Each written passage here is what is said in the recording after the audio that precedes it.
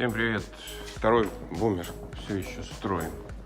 Ходил, крутился сегодня воскресным днем и палубу зафигачил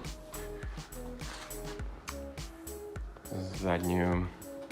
Да, ну и убрал эту планку, которую тут я ставил, потому что уже все оно держит.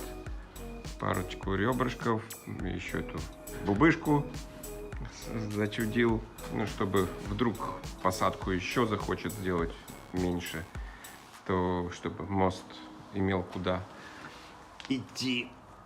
Вот он там. И как раз бубышка заходит. Ну, будем двигаться дальше, закатывать и так далее. Все, пока.